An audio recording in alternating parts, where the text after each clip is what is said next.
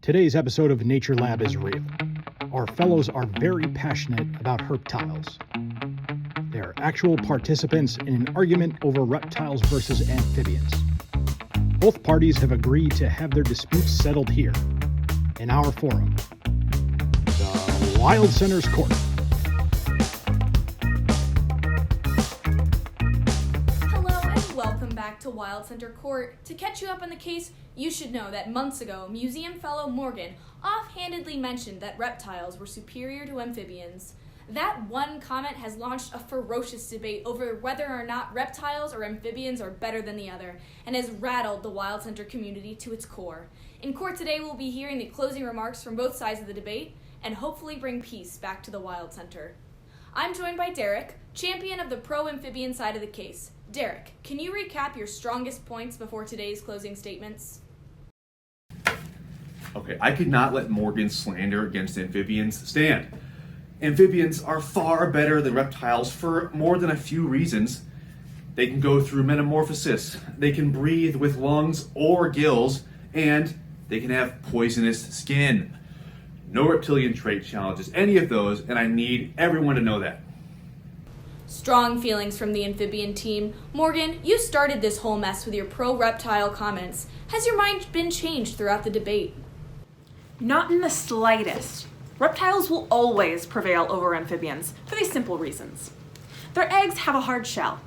They breathe through lungs, and they have scales. You can't beat that, Toad.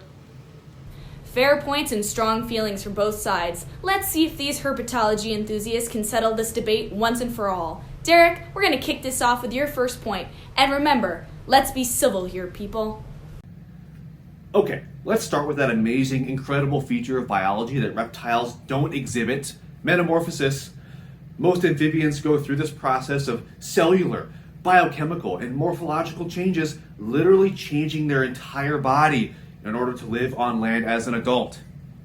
All I'm hearing is that they weren't good enough the first time.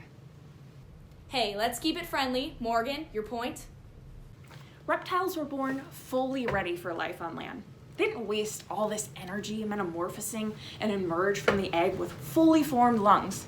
Plus, if we are comparing who lives better on land, reptiles have scales, even shells that protect them from harm. Amphibians absorb everything their skin touches. How can that possibly be considered an adaptation?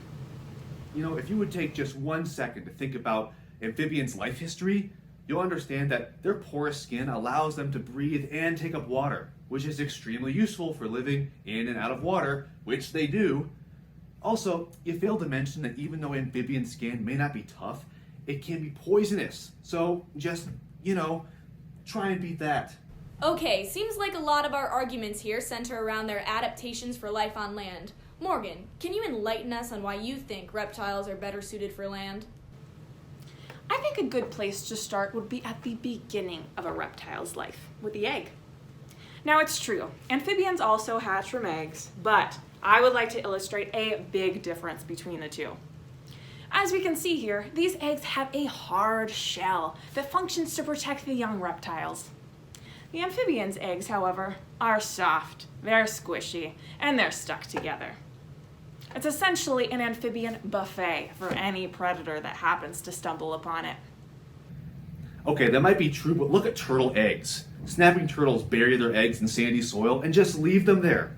Those holes are very conspicuous, and predators like foxes and coyotes can, and often do, dig them up. How's that for some bad parenting?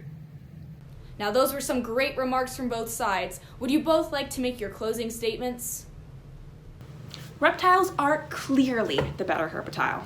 They are more equipped for life on land and have better protected eggs. Plus, turtles breathe through their butts. Listen, amphibians will always win this argument.